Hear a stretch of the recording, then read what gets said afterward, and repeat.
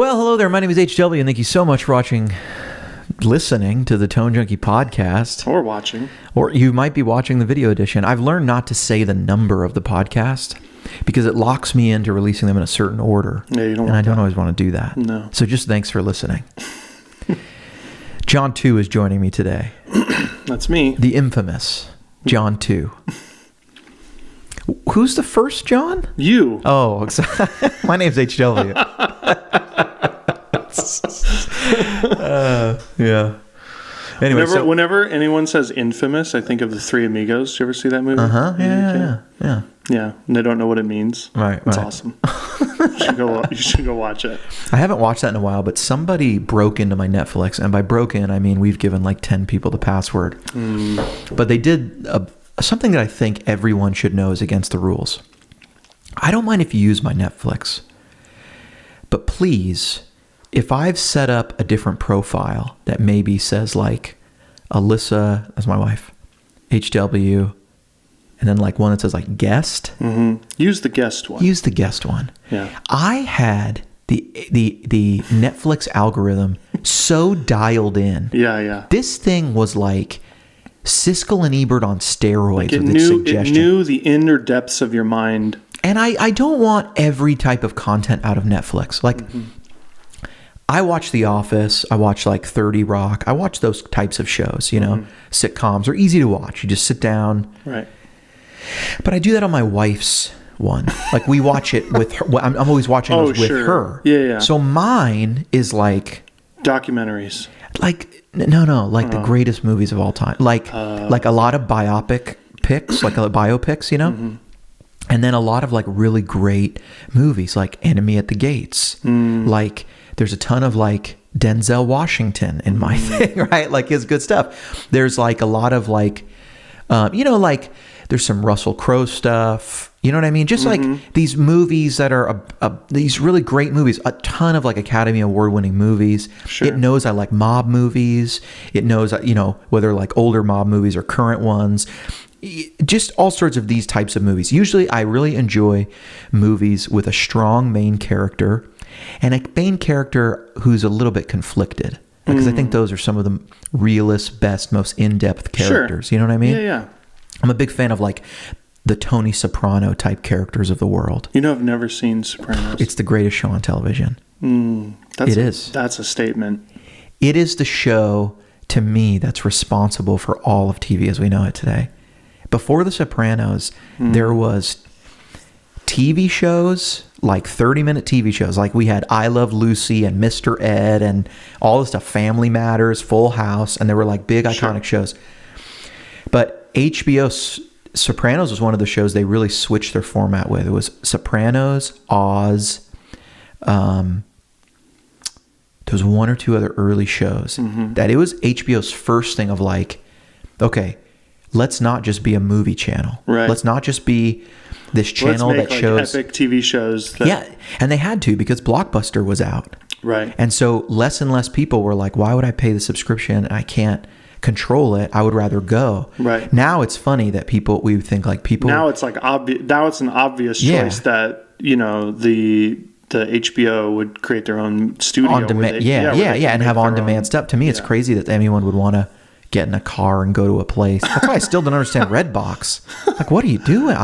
It's a good deal. I get it there. And when you put if you're only going to watch one movie a month, Redbox is way cheaper than Netflix. Right. And if it's outside your local grocery store or Walgreens, you're there a lot. Right. So there's some convenience there. Yeah. But like sometimes I see people like in the rain at a Redbox and I'm like, abort this mission. I've never used a Redbox. This is not worth it. Remember when Netflix started? When they would mail DVDs to you? Yeah, and I remember when everyone I knew, the only thing that they were doing was burning them and keeping them. And it was just like building their own collection for something so funny? $9 a month. At that time when Netflix was sending, DVDs, you get one at a time and then you could get two at a time. And there might have been a thing where you get three at a time.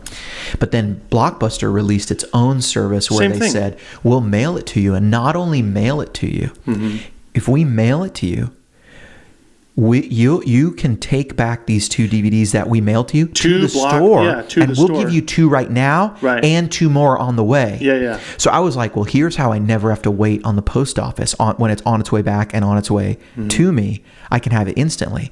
So at that time, if you had asked me, I would have said, I really think Blockbuster's going to win this battle. Yeah. Then I remember you could stream stuff. I remember thinking, then who would want to watch these movies on their iPhone? See, screen is so small. What's crazy, we can start talking about guitars anytime we whatever. Want, but what's crazy is that, I mean, Netflix really changed the internet as a whole. Oh, yeah. Because they, the idea of like a streaming only service, and they were the first people, I think, to drop, when they dropped, hey, we're not going to send you DVDs anymore. Right. It's only streaming, and it's $9 a month. Yeah. That's crazy. It's a crazy idea, and I think it really, pushed the need for faster internet as well. So I think we have Netflix to thank for Oh yeah, pushing broadband. Yeah, I mean, I have like 100 megabits or something at home. I've got the gigapower here. Yeah. I mean, I never really clock in at those speeds, but it's still fast. Sure. You know what I mean? Yeah. I'm not complaining if it's. But like we've transitioned. I mean, literally in the last 5-6 years, we've transitioned from not using the internet for television to only using the internet for television. 100%. We got rid of cable so long ago, and I never miss it. We really need to. It's so expensive. You got to get rid of that. It's so expensive. You're not even a sports fan. I know. The problem. What are you attached to? The problem is, okay, full disclosure here. Yeah. My cable bill with internet is like $160 a month. Your Xfinity?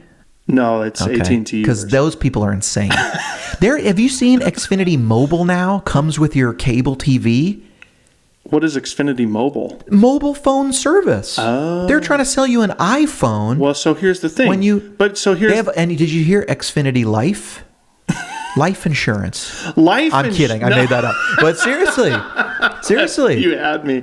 But the thing is I called and they're like, well, if you don't bundle these things together. I know, that's their big thing. Bundles. Here's the thing. I have this killer internet connection. I work from home. I'm a software developer.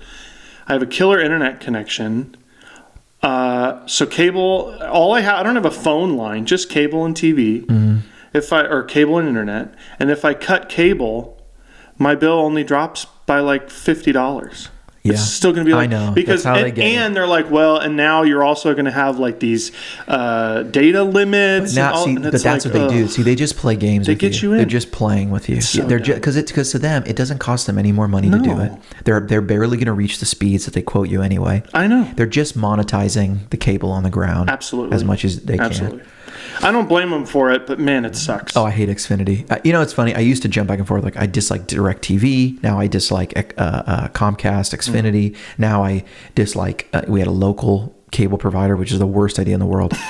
That my little local city of San Bruno, California, where I grew up, had the great idea. Let's start our own cable company. Right, because all they're doing is just piggybacking off the bigger backbone anyway. Right, so you're just getting It was just awful all the time. Of course it is.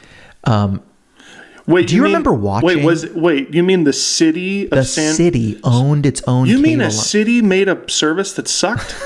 Shocking. I can't believe that. I can't believe that the government in any way could make anything that's terrible. What was funny was they upped our cable bill by $5 one time and didn't tell us for 5 years.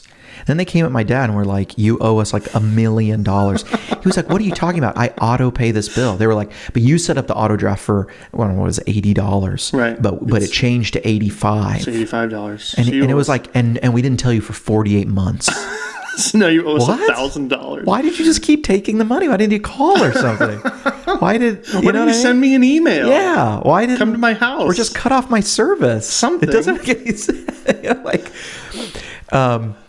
But in their mind, it was just enough. The payment that was made was just enough, right, to cover the overcharge and a late fee. Yeah. Plus now you, and then go towards the next month's cable bill, but then you only owed a little bit more and a little bit more, a little bit more, a little bit more. No, it made sense. It makes sense to somebody. Anyway, jumping back to The Sopranos, in my opinion, is one of the.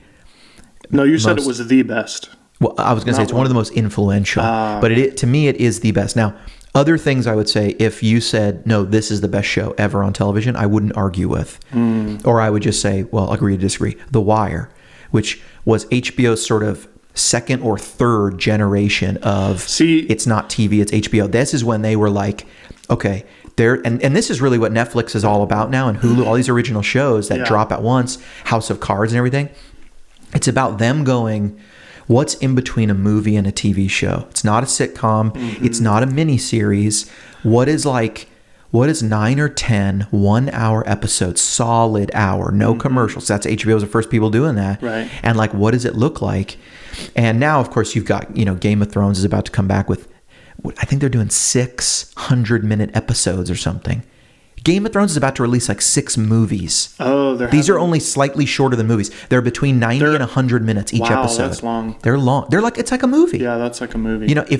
How TBS edits Shawshank Redemption is probably down to 90 minutes. You know what I mean? Sure. No, but Sopranos is aging a bit because there's all sorts of people like driving fast or rushing, and you realize like, well, this situation could be solved with a text message, but like that wasn't, it's all right. It's like, it's the late 90s when this thing is set, right? But it's like a modern Godfather-esque piece, like like everything that's terrible about Godfather 3, let's just forget about it. Now take the children of Godfather 3. This is The Sopranos. I've also never seen Godfather. Don't worry about it. I pretend it doesn't exist. Godfathers are my favorite movies. And then, but The Wire, Breaking Bad is to be honest, it's an amazing show. Although I think that was one of the first shows that I felt disconnected from having to watch it over so many years. See, we didn't get into Breaking Bad until the last season was starting. So by the time we finished catching up, there was some episodes like, do you guys remember the episode where there was a fly in their lab? Yes. I was like, man, if I would have had to wait 7 days to watch this episode, I would have been pissed. Oh, totally. And right? So and here's the thing. It's Netflix is totally binging TV shows, binging content has totally ruined everything. Yes. Because now it's like if you find something that's only one season, it's kind of like I don't watch it. It's kind of like a bummer. People have been telling me forever, you have to watch Homeland. And I keep saying, there's only is it one still on? Yeah. And they're like, yes. And I'm like, perfect. Yeah. I'm about to start watching it. Yeah. This is like little confession here. I'm not embarrassed to say I've watched entire seasons in single days. So True Detective, first season of True Detective. We will talk about Qatar at some point. First season of True Detective with Matthew McConaughey and I don't know. Joe Biden. I never saw it. No, Matthew McConaughey. Dude, I will say this about that. I heard that Sopranos is the best series. Like the best series. True Detective might be the best single season moments of television. Because True Detective, the way that series works is season to season are totally unrelated. New characters, new story. Right. And I heard that the first one was really good. The second one, not so great. I thought still a very strong show, but it's like, it's,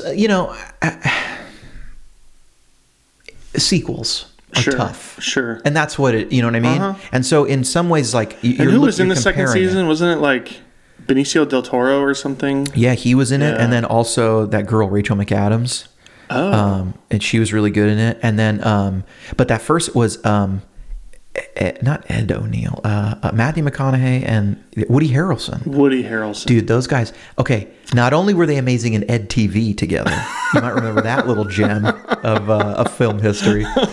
I was joking with people. I was like, a lot of people don't know this, but actually True Detective is the sequel to a movie that was out a long time ago. They were like, what movie? I was like, look up Ed TV. They're like, Ed TV? I'm like, I know it sounds weird. It was kind of an artsy film, but they actually adapted those characters, and these characters we're seeing are actually years and years later. That is, I 100% believe that you said that to people. I did. And Ed TV is about two guys who work at a video store, and one of them gets a reality show about himself, like a documentary. Yeah. And it like ran at the same time as Truman Show with Jim Carrey, and it was like, reality TV was new. It was like, what if we followed someone for their whole life? Right. And now we have Teen Mom, and we do follow people for their whole life.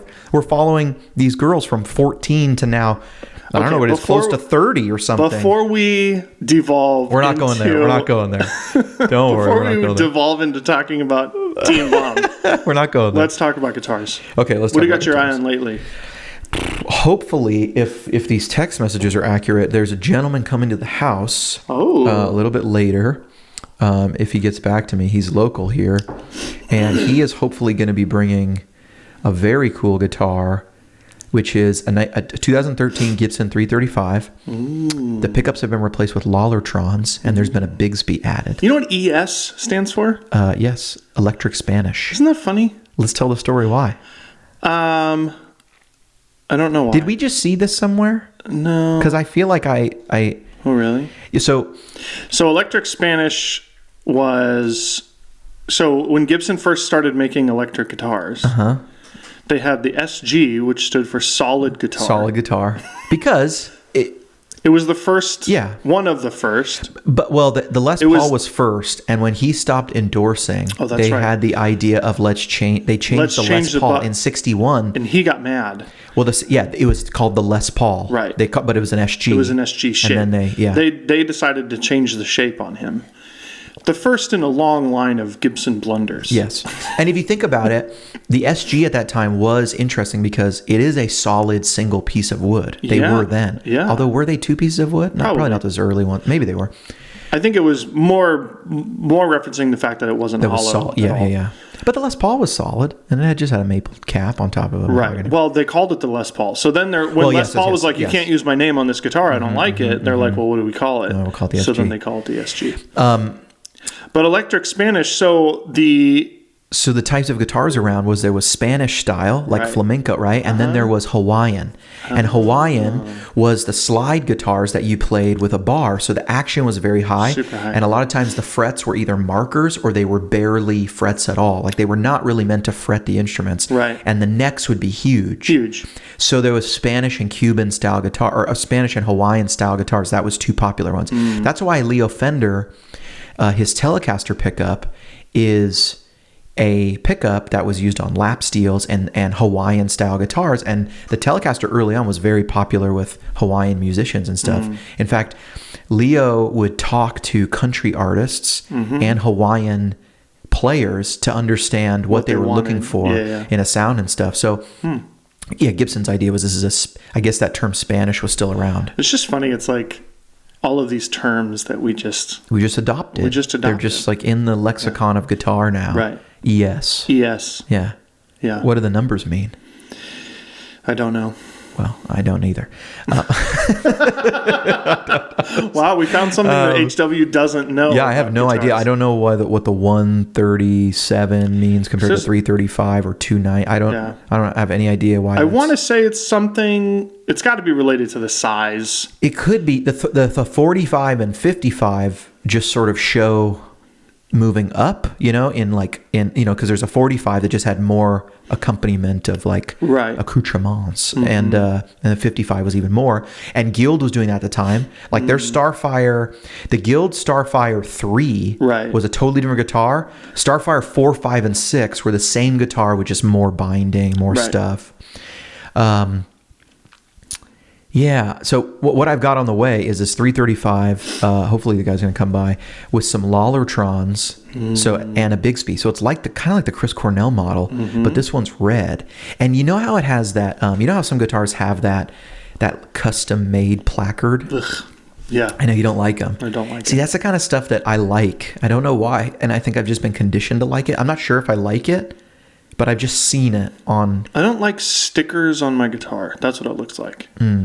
That's just me. It's more like a door nameplate. Like if you got an Office, it's the engraved plate. So you're going to switch it out to say HW? Yeah, I think because this one says custom made.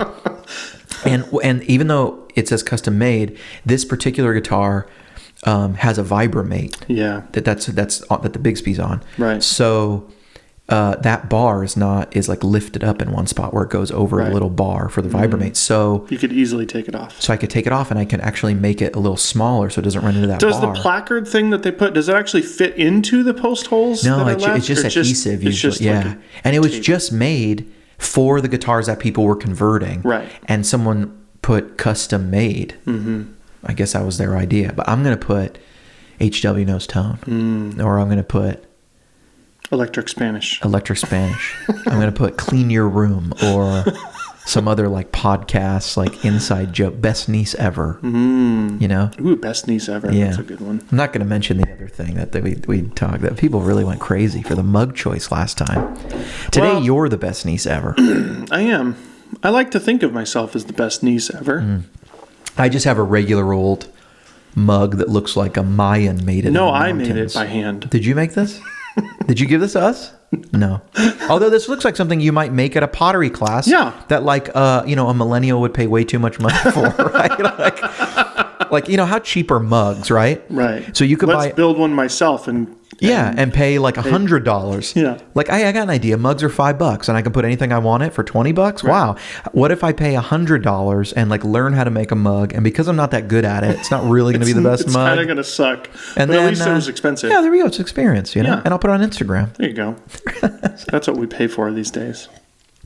So, there's been a topic coming up. We'll jump into the podcast now. So I don't know how many minutes that was. Maybe that was... It was probably a lot. It was like 20 minutes of non-guitar talk. I'll put in the description that there was 20 minutes. Sorry, if you're interested in guitar only speak, don't listen to the first 20 minutes of this podcast. Skip to 2387. Yeah, so 2387. Yeah. Okay. There's been a lot of chatter lately about expensive guitars.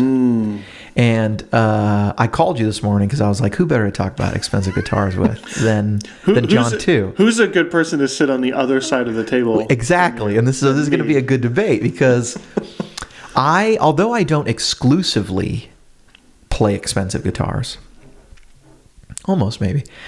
I've got a cheapo or two in there, right? That you play consistently? Well, consistency in me,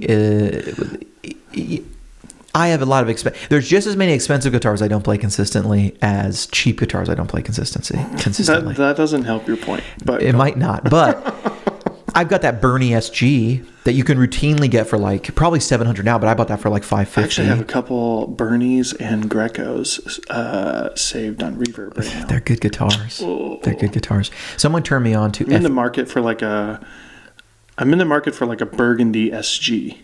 Oh, yeah. Yeah. There was a guy in the Kemper group selling like one like mine, but when you say burgundy, you mean like the red color? Yeah, like the red one. Yeah. Some are bright, some are a little darker. Yeah.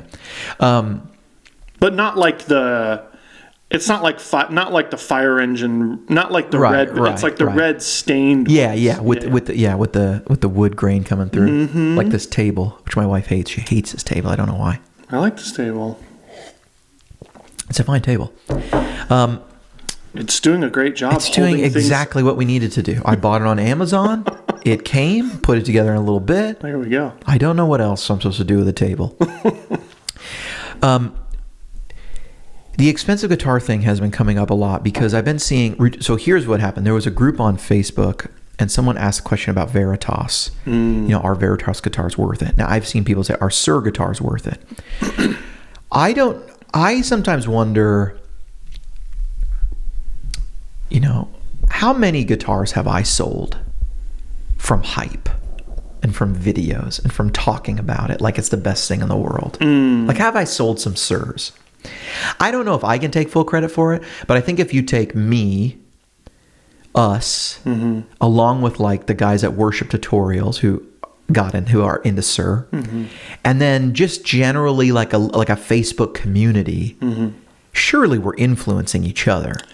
Once a couple, and then our buddy Tommy, like once a couple people start to get it on a message board, a couple people who post a lot, it starts to look like everyone's getting them. And it becomes hype and influences stuff, and especially when it gets in the hands of people who make videos and stuff, then you start seeing it in demos, you're listening to it, you're developing a connection, Sir is a really interesting brand. Yeah. Because you can't just go play a Sir. If you want to buy a Fender or a Gibson, right, no matter where you live, right, you can go play one. Right. You can go play a $4,000 Les Paul. That's true. And they're at every guitar center. Even the ones where there's one. There's one. Right. There's at least one. Yeah. Right? Sirs, you can't do that. And so they have like this mythical, and then you see people like Pete Thorne playing almost exclusively Sirs. Now he's got his own model. Then you see people like Mateus Asado, of course, right? Ian Who Thornley. like all of us are falling over. Yeah. Right. Yeah. And so you start to see. You start to see these people that you look up to that you know are killer players. Totally. Play these guitars that you're not able to get your hands on. And then you go look at them and you're like, oh my goodness, this Pete Thorne signature guitar is $3,700. Wow. Must be amazing. It must be the best. Must be the best. Right? Yeah. So, and then thanks to you, I've been able to play more than a handful of Sirs. I don't own any, never have. You certainly could not hold all of the Sirs in one hand. That you own currently? You would drop many of them. You would drop at least one of them. How many guitars can you hold in one hand? But my point is, when they become commonplace, they play great. They're very consistent. Have we ever seen a dog? No. Well, what was a dog? No. I've never seen a dog. They're certainly not ultra consistent. I would say a lot of Sirs. Really? I would say they're very consistent. No, I would say that there's been Sirs, and maybe it's the setup, but like the neck shapes change quite a bit. Oh yeah, sure. I mean, Right. but apart from like personal preference of I like this neck or I don't like this neck, because I've never been like the neck on the Alt T Pro has never been my favorite neck, and it's why I loved the sound of that guitar. It had Thornbuckers in it. Now they have the new SSVs, but it had I loved the sound of that guitar. That's why I sold it to Nate. Right. And then he eventually just found one with a trem. Right. And his problem with it is that it didn't have a trim on. Yeah, and that neck shape on his new one is a little different, and I like it more. I like the white one better. But one. Taking out like pickup choice and the subjective things of like I like this or that, which is a point we got to get to, because I think a lot of times when people ask the question, is an expensive guitar worth it? A lot of times I know for me, I've bought a number of expensive guitars, and a lot of times my perception is a lot of why I'm buying this guitar are some of the features on this guitar. So like, is a custom shop Fender worth it? This one is to me.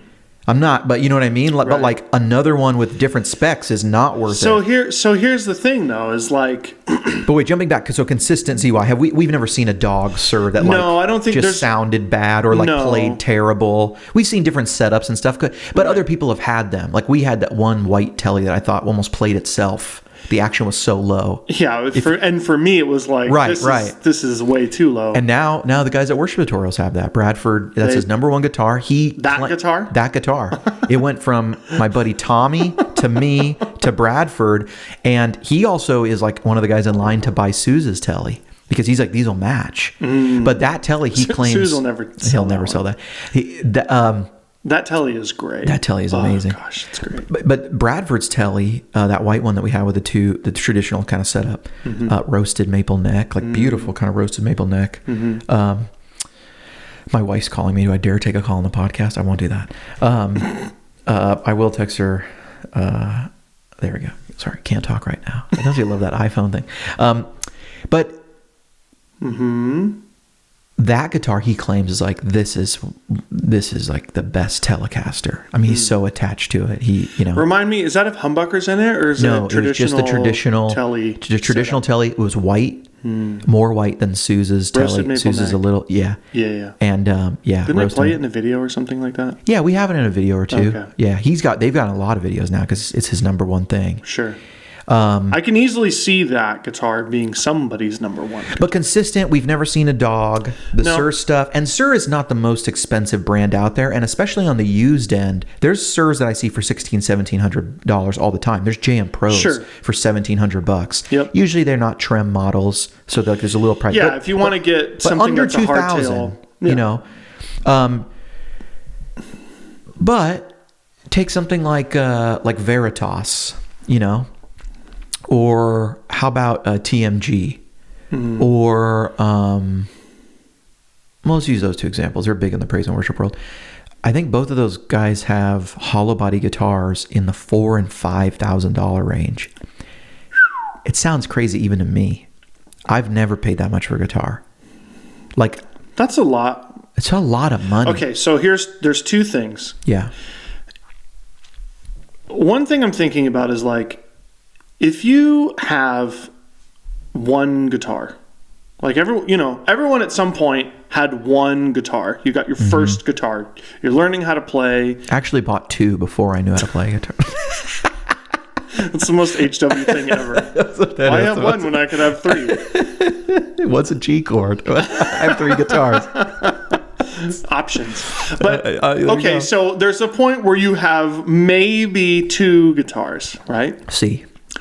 And you don't really know that much about what the difference between them is. True. You haven't played a lot of different guitars, right? Mm-hmm. You're still kind of figuring out your own sound. You're figuring out what you like to play, right? Yeah. How you like to sound. And you're not really aware yet that the guitar itself is a huge part of that sound. Right. Right? Right. And you don't even know what features you care about yet, right? Right. And as you progress in your playing, right? Yep. At the moment, at some point now you've been playing guitar for 15 years, right? And you're very accustomed to what you know, what you like. And then you start really getting experience around what features of a guitar you actually care about, right? I played a Les Paul exclusively for 10 years. Yeah. Right? My Les Paul Studio. Right. I played it exclusively for 10 years. And you were a Les Paul guy. I was a Les Paul guy. Yeah. Now, if I play a guitar that doesn't have some kind of trem system on it, I feel naked, right? Well, obviously, my Les Paul didn't have Bigsby's. You like Bigsby's. I love Bigsby's, right? And Tellys. So, yeah, I love Bigsby's. I love Tellys. I love Tellys with Bigsby's. I love, I just bought that new Duo Jet that's killer. And, you're... It is killer. Yours is... I know you keep telling me that yours is the same as mine, but there's... You know what it is? We can put all the bullets on a board and weigh it out, but at the end of the day, there's one more bullet on yours that just says Mojo. You know what I mean? When guitars have it, they have it. That's true. And there's something about yours that just it's a little more rock and roll. So here's my point, though, is that there's a transition that every guitar player goes through at some point when they have enough experience about what things make different, what things make the best combinations and whatever, right? We always talk about how tone is an equation. It really starts with your guitar, right? It starts with your fingers, right? Yeah. And so as you progress in your playing, as you progress in acquiring gear and all of that, at some point you do land in the realm of, oh, I like the way this guitar plays. I like the way this guitar sounds. And then you can really I'm in a position now where it's like my 2 main guitars are a Made in Japan Telecaster and a Gretsch Duo Jet. Could you find 2 guitars that sound more different from each other? Maybe not, right? Yeah. And actually, I'm in the process of can I bring both of these guitars at the same time? Or do I just have to say, today I'm going to play a Tele, or today I'm going to play a Gretsch, right? And so I feel like at some point, and I think you and I have talked about this before, but I think at some point, the number of options on a guitar becomes something that you are after. Right? And you start acquiring guitars not for their brand, not for their not for what they are on the surface, but for how they inspire you or how they perform for you, right? Yeah. And so I think that's the thing. Sir definitely has all the options, right? If you want to go directly to them, they're basically a custom shop. Yeah, and most of these companies with this uber expensive stuff will do all this custom stuff. Right. The sky's the limit if you want to pay. And Sir, at least for us, because we've played so many. Yeah. That one blue one you have with the P90s in it that's featured in almost every video, we use almost exclusively to profile with. Yeah. There's been times where I've played that guitar straight for 5-6 hours. It never goes out of tune. It doesn't. It's never a problem. I had a producer tell me, wow, I got it. Like, I didn't mention the guitar, and he was sitting there. It was Chris one time we were in there. Maybe you were in there for this. But we've been playing it. Maybe you were playing it. I think I was. And he was like, he you know, our focus was on the amps and the profiles. And he goes, wow, man, that guitar, does it ever go out of tune? We haven't had to tune it in the last 3 hours. No, like we just don't. Yeah, it really doesn't. Right. As I've been using that guitar, it's funny we're saying this now. The last 2 weeks, I've heard a little ping. You know, you get the binding. So it's somewhere on the bridge or the neck. But I mean, hey, that's regular guitar maintenance. You can't play a guitar as much as I've played that blue guitar, and we've all played that blue guitar, and not get, you know, a burr somewhere or something wearing it. But stellar guitar, nothing to complain about with that thing. The sheer number of hours that thing has been played, I mean, it's shocking that, I mean, you know, even the most performance cars need work at some point. Do you know what I mean? Right. Versus, I bought an ES335 a couple of years ago, an Epiphone, for $350. And I was like, man, I'm so excited about this guitar. I played it on Sunday morning. I had to tune it in between every single song. Right. And I had to sell it afterward because I was like, this guitar does not work for me. Right. I love the way it looks. I actually like the way it sounds, plays great, but it's not reliable. Right. And so I think that's the difference. I think when to me, playability is like paramount. Of course. But next in line is stability. And I think if I can find a guitar that plays well, but is also stable, that to me, you know, at some point you stop caring about how much the thing costs because you need that reliability on it. And especially if you're like a real touring musician, playing lots of gigs, traveling with your gear. Sure. I mean, taking your guitars like in a bus where they're, you know, getting cold, getting hot, getting warm, getting, you know, played, you know, getting strings changed every other night, that kind of stuff. I mean, that puts a lot of wear and tear on a guitar. And if it can stay reliable through that, then the Roasted Maple, you know, tries to make that claim of like, this is more solid, this is more stable, and it's not going to move around. What's that worth to somebody, to be at a gig and being able to play your guitar night after night and not change? Plus, it looks super cool. Right. It's like, it's the same reason that the company I work for buys me a really, really expensive laptop. It's so funny. This was something I was thinking about this morning. Well, I was going to say, I'm going to use this example to John to say, if you were going to say expensive guitars aren't worth it, I was going to say, what if your company went and bought you like a used, like bottom of the line Dell or something from Costco, and was John. I would quit that job. Right, you would quit that job. Right? I have quit that job. Yeah. Kind of like if your church told you have to play this Helix. Oh, no, I'm kidding. No, but side note, if you're a church and you tell your players what you must play, plan on them leaving. Yeah, and I think for me the line is the amp.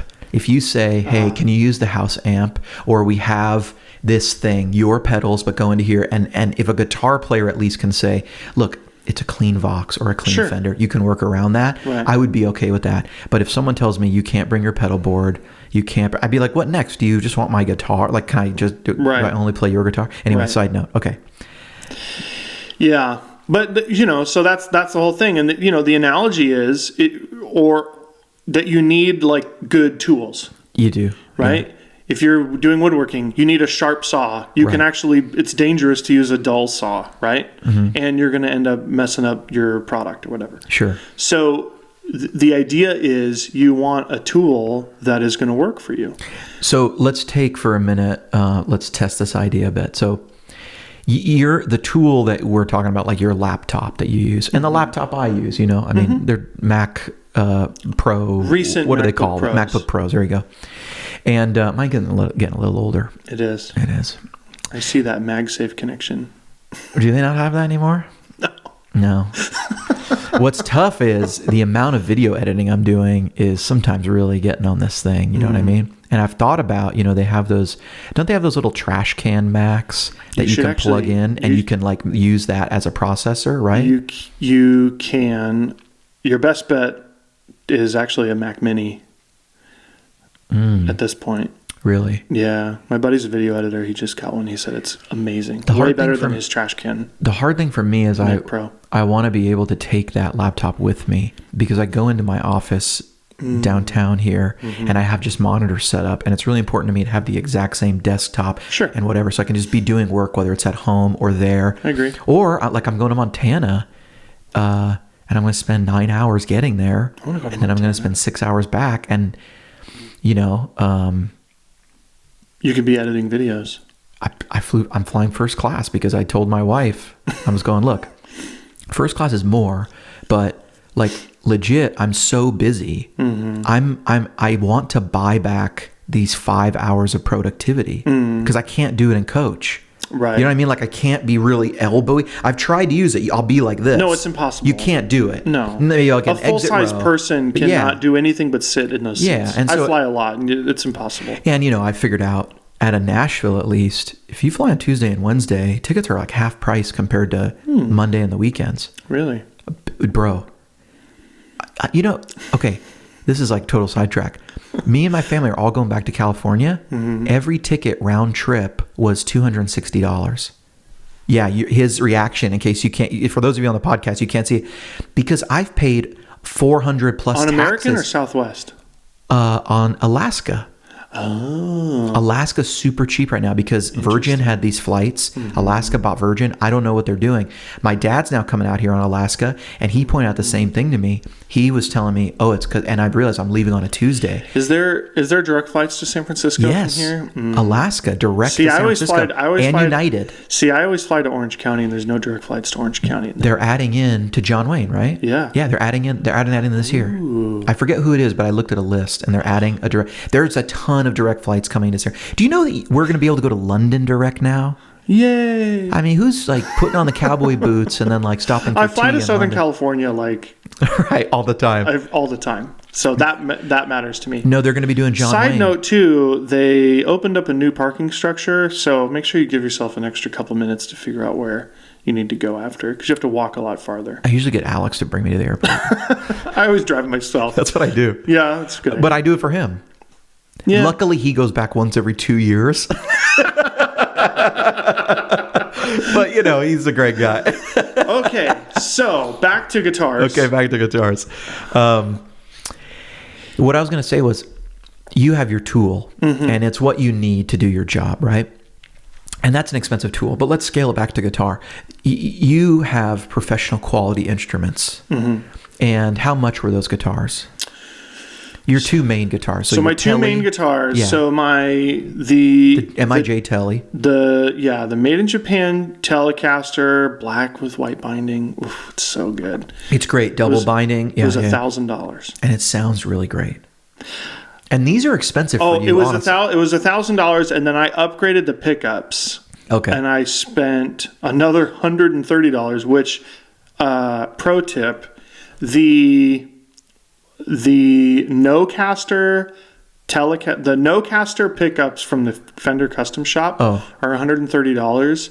They're incredible. I think they're the best sounding Tele pickups available. That was what was in Nate's, right? And they're $130. They're so cheap. Yeah. And they're from the Custom Shop. Yeah. So I put those in it. So $1,200 total. And this is that guitar. And so that guitar and the Jet are two of the more expensive guitars you've probably ever owned, right? So the Duo Jet is the most expensive guitar I've ever bought. It was $1,650. Yeah. But before that, all your guitars were $800 or less. Yeah, because even that white, the white Telecaster, the super thin line Super Deluxe, one that kind of looked like a done up Gretsch, yeah, and had the Filtertrons, the gold Filtertrons. That was I bought it used. I bought it used a number of years ago, and that was like $900, and I just sold it for $1,000, right, which is killer. It's one of the few guitars that went up in value. One of the few. They only made they only made like 250 of them. Right, and then they realized we should do this in the custom shop, and they sell $3,000 versions of kind of versions of that in different colors. Also, they started selling orange ones, which I don't know that people want, but because Gretsch has the orange color, and they were borrowing. But Gretsch's orange is cool. Right, that Fender orange is it's like that neon green Gibson acoustic. Yeah. So professional quality instruments, right? Yeah. So, but what we're dealing with is like your computer. You need a MacBook Pro for video editing. You can't just go buy a Lenovo from Costco for $400. Yeah. You're just going to kill the thing. Right. It's going to be super slow. It's going to be super slow and unreliable for you. And so that makes sense. But we're talking about guitars now where Stu G is on the road with both a custom-made Veritas, and then he grabs his Mexican-made Tele. Mm-hmm. You know what I mean? Mm-hmm. That he has Bill Lawrence pickups in it, but when he bought that thing, Mexican Teles were probably $300. Right. And then he's grabbing like a 70 Strat and nice guitars, but he's got a Mexican-made Tele sitting right next to a vintage Gretsch and a brand new Gretsch Falcon. Oh gosh, and you know what I mean? And then a Veritas. Right. He's doing his job with both a guitar that you could get now for $600 and a guitar that you can that Veritas probably is over $3,000 or something. He's also got a Duesenberg. It's One question: does he tour with a tech? He has. Yes, he doesn't have a tech. There's a tech that will service him and other people. Right. So, but it's not like someone's checking his instruments every single show or something. Okay. It's not Steve Vai's tech. It's not like John Petrucci's guy who's been with him for 12 years and he's working on every single guitar every night or something like that. From my understanding, I have to double check with Stu. No, Michael W. Smith's camp is not paying for Stu to have his own personal guy. Blah blah blah. But there is someone there. There is someone who has, and I believe it might be the front of house guy or one or two of them. But my point is, there's someone there on the road with him, where if he says, "Hey, this guitar is going out of tune. Can you do a setup on it? Someone can do it." I'm not sure. Okay. I'm not sure. Because I know that on the amp side, he has help with that. Like if his amp breaks, they need to get another one to him. So there's someone that helps with that or that could fix it, I think, on the road. Because here's the thing. When you're touring, right, you're stranded. Right. Almost everywhere you go, you're stranded. Right. And you're not going to be there very long. So it's not like you can just and you usually drop that night. Yeah. You're not going to be there very long. So you can't just, if a guitar needs work, you can't just bring it to a local guy. First of all, if you can even find a local guy that you trust enough to work on your guitar, you can't just bring it to him and then leave it there for a week, right? So there's two situations. Either you bring a guy who knows how to do all that stuff. You become that guy. You learn how to do that stuff, which is what I did. Yeah. Right? Yeah. Or you just invest in such high quality instruments that is not necessary. Right. Now, here's the thing about... Or it's not necessary often. Not necessarily that often. Because, you come home every 3 weeks or something, and then you get all your stuff tweaked if you need it. Sure. I think at some point you pay for consistency across guitars as well.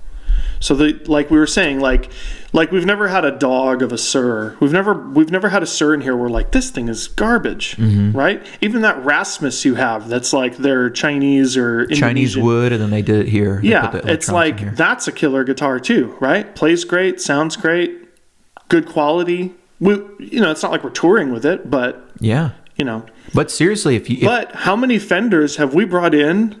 Where like this thing is not. It's not. I wouldn't. Very problematic. For $100, I wouldn't want this guitar.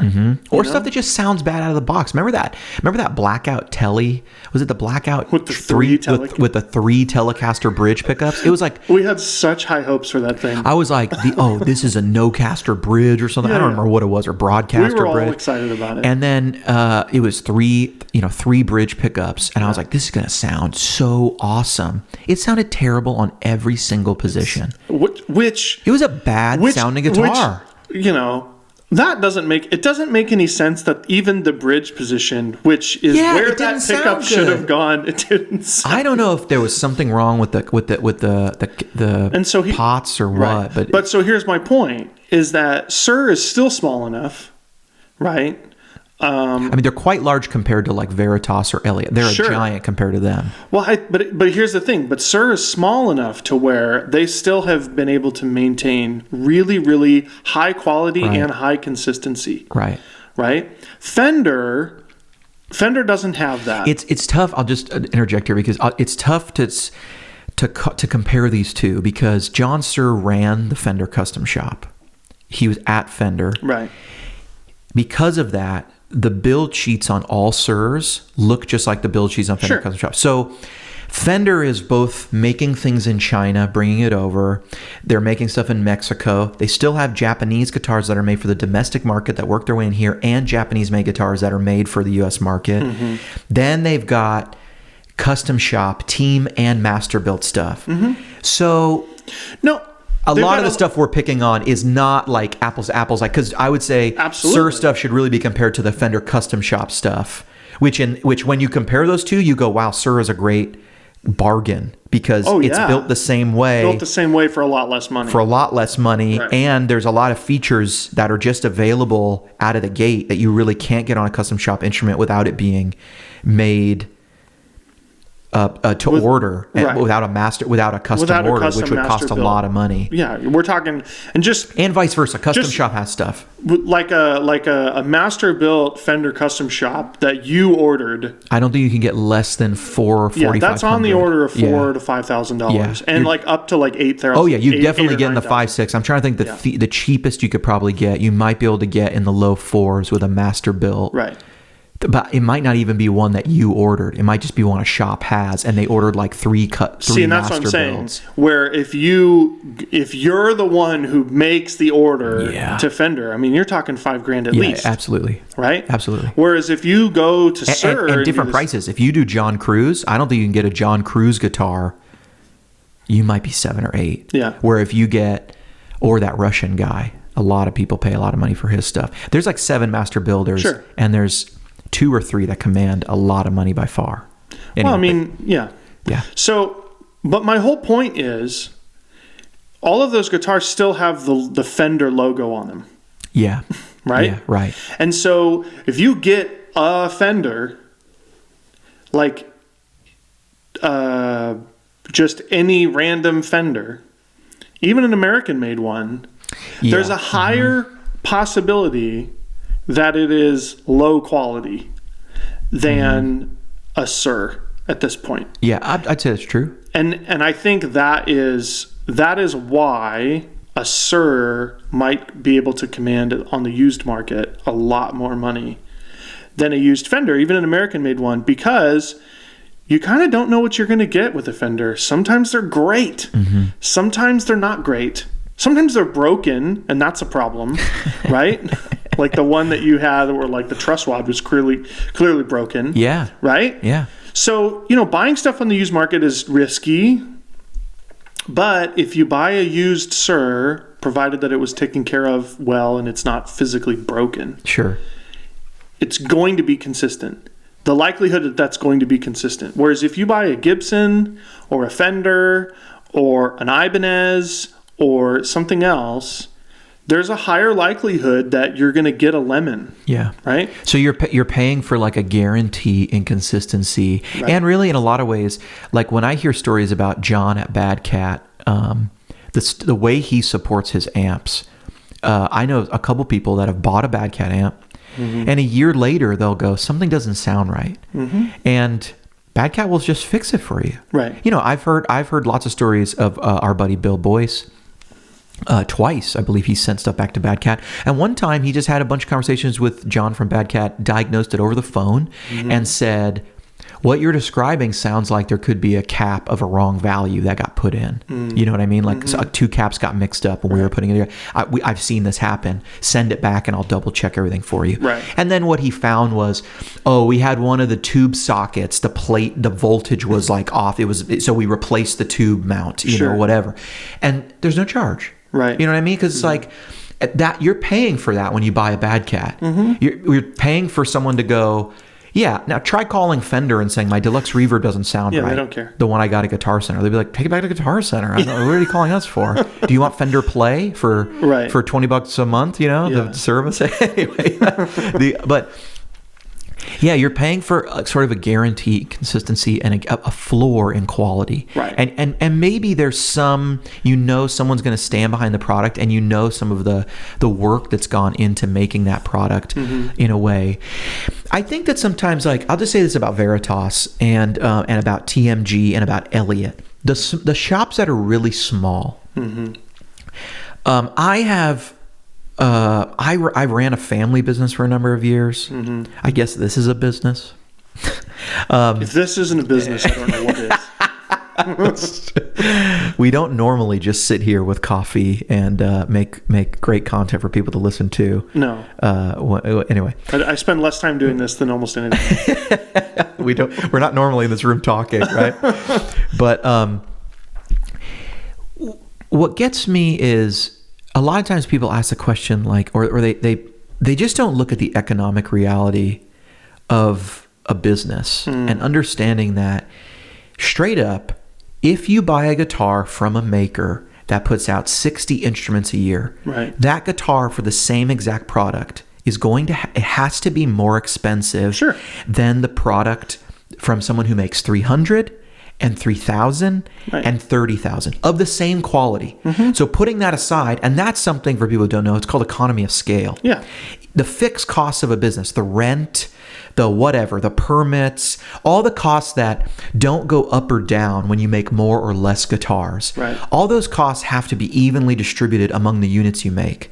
So if the rent is $1,000 a month, and you sell 30 guitars, 30 units of whatever, that rent has to be split 30 ways to be covered by the products you sell.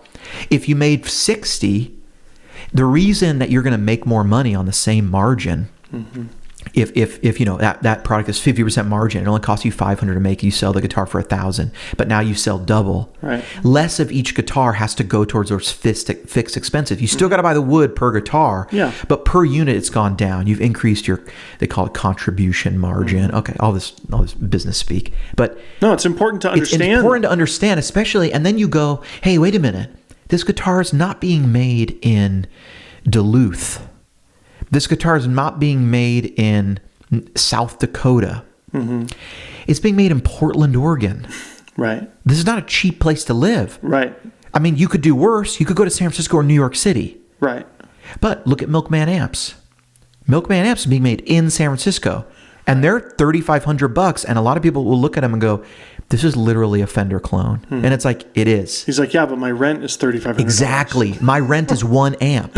I've got to sell. I got to sell at least one amp every month just to pay rent. Yeah, just to pay my rent, and then I haven't eaten. I got to sell 3 amps to not starve in the street. Right. I've got to sell 5 to not drive Uber. Right. You know what I mean? Yeah. And then you take that and you go, well, okay, now Portland, Oregon, like, you've got to pay that rent. You've got to pay that, and it's a small shop.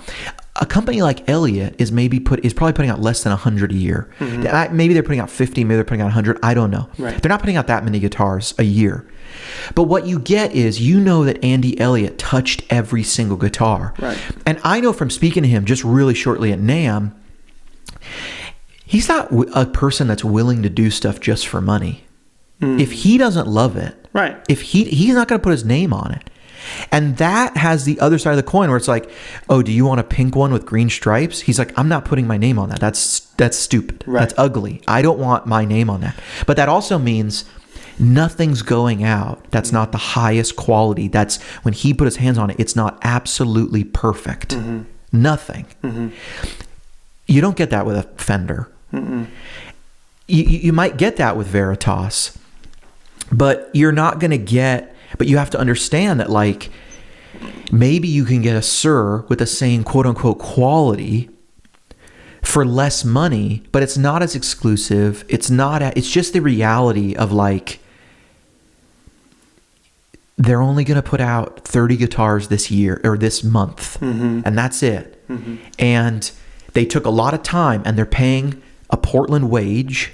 Right. They're paying Portland rent. They're paying Portland taxes. They're paying those guys in there who need money to pay their rent and everything. It's just higher labor. Okay, so is it worth it? Well, a brand like Veritas has a lot of stuff going on for it that is only happening on a Veritas. They're the only ones with some of those pickups. They have the Bearcat pickups. You can't buy them anywhere else. Right. They're the only ones, I think, with the Pope pickups. Maybe you can buy them from the people who make the pickups for them, which I believe is Pioneer. But you know what I mean? They have some pickups that are exclusive to them. If those pickups are what you want, then you're getting an amazingly built guitar with this neck profile with a compound radius. Do you not like that neck profile? Well, then it's not worth it. Mm-hmm. Do you love that neck profile and you want the sound of those pickups? Well, then what's that going to cost to put it together? And value your time. Like, are you going to get a guitar and then you're going to go find these pickups on the used market? Then you're going to go have them put in. And then you're going to, well, now it doesn't play right. It doesn't play the same. I've seen guys buy Tellys, buy the Pioneer pickups, similar to what they use in the Veritas guitars, only to sell it a year later and buy a real Veritas. They weren't quite as happy with it. In the end, they decided it is worth it.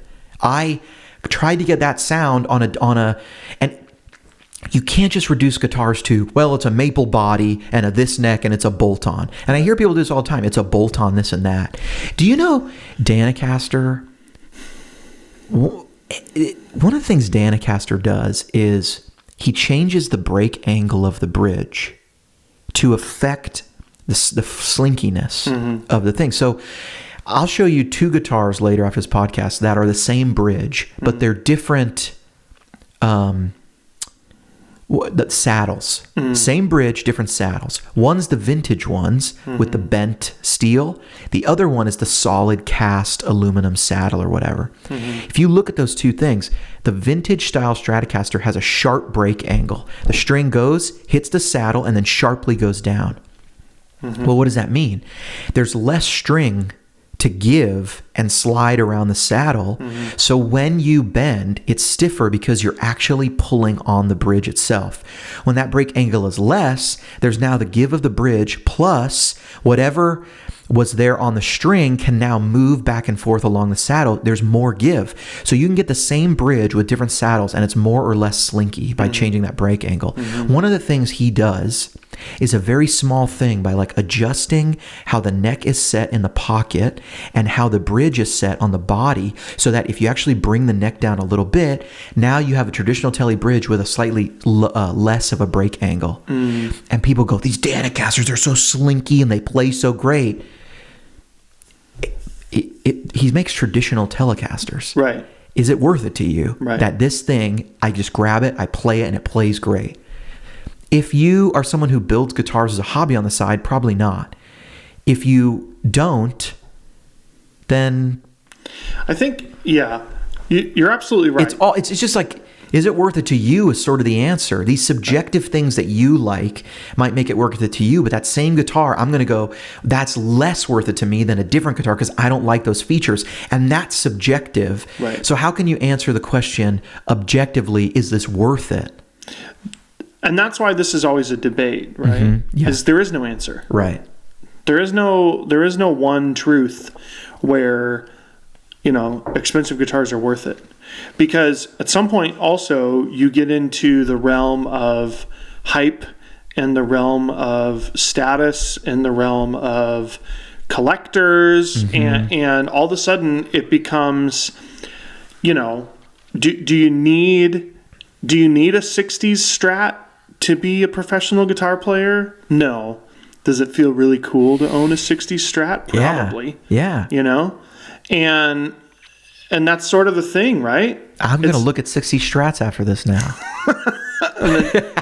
I'm not going to get one. They're very expensive. I know enough to know they're very expensive. But that's the thing, right? It's like at some point, I mean, we're very lucky to live in a place where we can go to guitar stores that have killer vintage guitars just out where you can play them and experience them and all these things. There's not... I mean, at Gruen's in Nashville, there's not a Fender in there for less than $3,000. Totally. Right? Totally. And they're all killer. They're all awesome, right? But they're all unique. They're all different. They all have their own thing going. And, that's the other thing. Why would you spend the same kind of money on an old Fender that you could spend, on a brand new Sir or something? Some people like playing older guitars. Some people like playing playing brand new guitars. Yeah. Some people like playing brand new guitars that are beat up to make look like they're old guitars. You know, I mean, it's like, I think at some point there's so many factors. There's, you know, does it look good? Does anyone else do this particular finish? Do you like nitro finish? Do you like this type of finish? Do you like gloss on your neck? Do you like, you know, like a sanded neck? And that's what's cool about it, right? There's literally an infinite number of options that you could put in a guitar. I think that's why there's no maximum, there's no upper limit to how many guitars there can be. There's no upper limit to how many guitar manufacturers there can be. And that's the fun of it. Yeah. And that's, you know, there's no upper limit to how many different songs there can be. Like the number of variables is essentially infinite. Yeah. And so that's why even if you see the same band play the same song 3 times, it's different every time. It's true. That's the beauty of music. It's true. And so I think the instruments, you know, are all the same way. And it's the same reason that I can pick up a rig, put on a guitar, and play it, and I'm like, man, this doesn't do anything for me. And then Nate, literally, I hand the guitar to Suze, and it's like this beautiful, you know, thing that's coming at me, and it makes me feel emotional, right? Right, totally. Because it's him. Because he's doing it differently than I did it. Yeah. And so, you know, that's what's cool about it. And I think, you know, part of it is gas, and part of it is wanting to experience new things, and part of it is all of that. There's all of these other things that wrapped up, right? Right. And the search for the perfect tone. And this is why we all have too many pedals and too many guitars and too many profiles or too many amps or whatever, right? Yeah. And so, you know, I think that there is no definitive answer of, you know, a Suhr is better than a Fender hard stop. Right. You can't say that. Right. You could say this Suhr is more reliable than this Fender, or that Suhrs on average are more reliable than a Fender, or they're better build quality or whatever. And if that's something you're into, then that's something you're into. Yeah. And that's where we get to, you know, for me, I'm a guy who's in the process of acquiring a bandsaw and a sander and some templates. And I'm going to start building my own guitars because I want to. Right. That's like what I want to start doing. Yeah. Right? I'm not interested in finding the perfect guitar. I'm interested in making the perfect guitar. Right? And how do you value like love and like joy? Right. How do you value those things? You value them like how do you value them monetarily? I mean, they're priceless. Right. Like you've said before, like you're romantic about guitars. I'm super romantic. Right. It's like it like this is like, you know, I sell profiles, of course. But like I'm obsessed with guitar. You know what I mean? Right. I've been buying and selling stuff since way before I started like making videos about it. Right. Before there was a monkey with a mohawk. You know what I mean? Like the joy that like the experience of buying Goldie. That guitar is not, if I put all my guitars together and go, what's the best and worst buy compared to how much you think a guitar is usable to you, plays well, sounds great. Goldie sounds great and plays well. But how usable is a 3 pickup super vintagey Strat to me? I don't play it out of the house compared to what I paid for it. That guitar's not, I could say it's not worth it. And I would kind of routinely tell people, I wouldn't buy a new Fender Custom Shop instrument.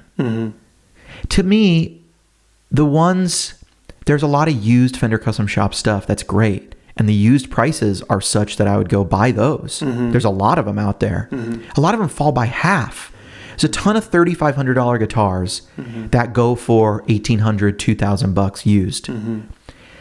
So, but I love that guitar. I love the experience of going listening. The master builder brought it from Fender. They didn't even have it in the computer. I'm in the store buying it at 1 a.m. because I'm like, I have to take this home right now. I want a set of pickups. Like Robin Ford came out and played. Like, it was great. And then they told the story of it. Sure. How do you value that? And then how do you value like just the, you know what it is? Have you heard of the water diamond paradox? No. So the water diamond paradox, I guess, is this is I'm so excited. This is an economy thing, or maybe it was like economics class or something. I think Milton Friedman talked about it or something. So it's in the Sowell camp. Yeah, I'm a fan already. The water diamond paradox is asking the question, which is worth more, water or diamonds? The answer is, it totally depends on the person's situation, right? Most of us would say with our station, we in the West have access to lots of water, clean water. And I just heard a really encouraging stat that said, basically with the amount of wells being drilled in the third world, and you know, how long have all these places, and you've seen money being raised for clean water wells and everything. With advancement in technology, in filtration and everything, they're basically saying something like 2030 or 2040, almost all, like pretty much all the world's population will have access to clean drinking water. Like, we actually will eradicate this problem. Now, of course, there's always going to be regional conflict that makes instability, and then people are fleeing and things. Sure. But where people are living, we're going to get rid of the idea that there are people living in a place and they don't have access to a well or blah, blah, blah. Like, we're like, NGOs are getting there and they're going to work through it, right? Okay.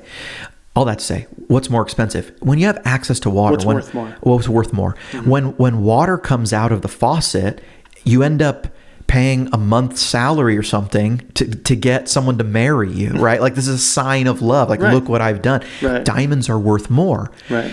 When you are walking through the desert and you are about to die of thirst, if someone came up with a glass of water and said, "I'll trade you for that diamond," of course you would make that trade. You wouldn't be like, "No, it's worth more," and die with the diamond in your hand. So if you've got $5,000 to kick around, right, and you're really into guitar, let's say, I mean, look at this. Let's say you're one of those guys who puts in 50, 60-hour work weeks, and you do something you really don't love, right? Which I think is like very true for a lot of people, and certainly for our parents' generation was viewed as like, that's what it means to be a man. Almost to the point, I've really noticed this lately, the idea of doing what you love has seemed to our parents' generation like, you can't do that, and being an adult and being responsible means not doing what you love, doing what you have to do. And you know what I mean? Whereas I would say, like, our generation, like millennials, we're old millennials, we're probably the oldest of millennials, we very much value, like, I want to figure out how to do what I love. You know what I mean? Like, that's where real happiness comes from, or something, which you don't necessarily agree with anyway, but that's where happiness comes from. But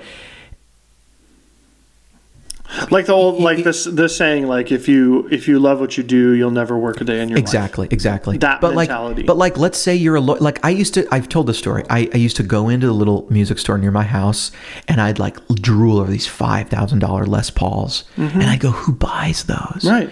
Now I look back and I go, this shop was like in the middle of Silicon Valley. You know what I mean? Lots of people. Like lots of people, right? But the guy was like, just like lawyers and people who like wish they had become Jimmy Page. Right. He said it to me just like that, but it's so true. If you're a guy who's like, you're in your 50s, your 40s, you've been working your whole life, you went to law school, you became this, you started a business, your whole life is just, you're bald from like the stress of it all and everything, you know what I mean? And in general, I know a guy in real life who is that person that you just described. It's true. And it's like, look, kid, I got a bunch of money. Yeah. All I do is work. Right? I've been working for 20 years. I make a lot of money now. Right. By maybe not even by their standards, but by a lot of people's standards, they make a lot of money now. Sure. It's like somewhere deep inside, I want to have long hair and be Jimmy Page. Right. Right? So when I show up to my Thursday night blues jam with my other buddies, with a $6,000 Les Paul. Yeah, it's like, why? Because this is my release. Right. This is my joy. This is my bowling night with my buddies. You know what I mean? And it's like, to that guy, what's worth more? The $6,000 or that? The $6,000 isn't giving him joy. He's got a big 401k. But then you back it up to someone else who's like struggling. Their car is worth $1,200. They're playing a telly that they bought for $300 and it works great. Right. It's like, how could that guitar be worth $6,000? It's like and that's I think the problem is that depending on your situation, it's impossible to even compare apples to apples, right? When I was 19 and I went on tour, I had a Les Paul and a Schecter, and I hated when I had to use the Schecter because I really only wanted to use the Les Paul, and that was it. I had a Line 6 amp. I had a bunch of Line 6, pedals. That was my rig. Yeah. Because that's all I could afford at the time. Yeah. Right? And when my Line 6 amp bit the dust halfway through the tour, I had to borrow an amp for the rest of the tour. Right. And then I had to scrounge $700 when I got back to go buy myself another amp. And you're talking about the days of like driving around in a van with a bunch of smelly dudes. Yeah. Like doing the thing, playing festivals and this and that. Pulling out your own gear out of your own trailer every night. Absolutely. Ugh. Terrible. And see, that's the thing. At that time, I didn't care. No one talked about, when we were all hanging out with, whoever else was on the tour. No one asked like, how much was your guitar? How much was your guitar? That's not even a part of it. It's like, why do you play that guitar? Right? The cost of it is completely pointless. Right. It's what does it do for you? What does that guitar do for you? How does it inspire you? How does it whatever? What's the story? All the best things you own have a big story. How you got them, why you got them, why you keep them. Yeah. Right? And why do I still have that guitar? It was my first real guitar. Right? Yeah. And I'll never sell it. Yeah. It doesn't play great. It's worth more to you than someone else now. Exactly. Right? It's worth way more, and it's worth way more than the $700 my dad paid for it when I was in junior high, right? Right. So it's like it's the nostalgia and the romance and all of that is what people ought to be focusing on.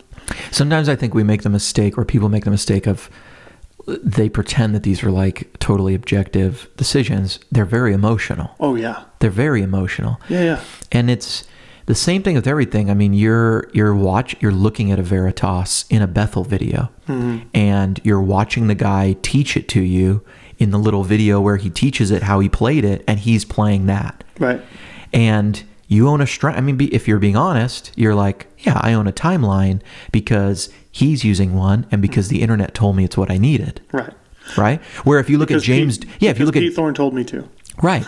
And if you're a worship guy, you just sort of, it's true, but you don't really always internalize it. It's like, I need to have the Strymon stuff because I was told I need to, because everyone does. That's what everyone uses. But then you go on James Duke's Instagram and you realize that James Duke plays for everybody.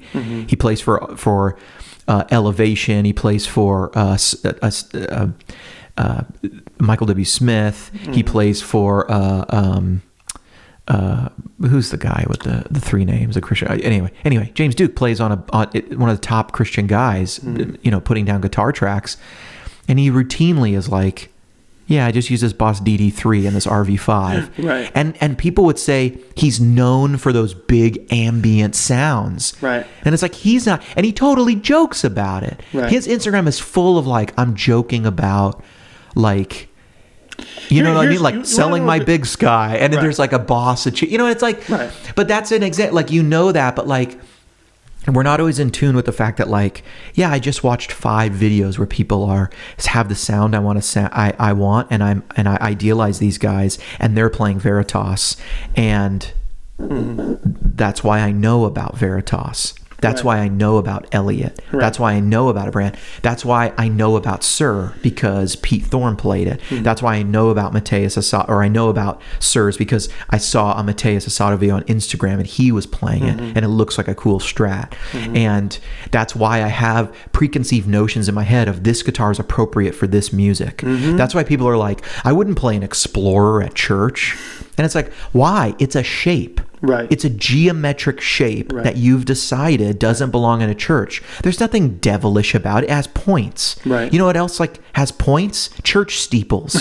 There's points all around. You know what I'm saying? Like stained glass windows have points. It's not like those shapes don't appear. Right. It's that you have some association because Tony Iommi played an SG. It's the devil's guitar. Right. Right? Because Angus Young played one. Yeah, it's the thing about wearing hats in church. It's like, you know how many cultures in the world believe covering your hair is respect, right, for men and women, right, especially for women in a lot of places. Sure.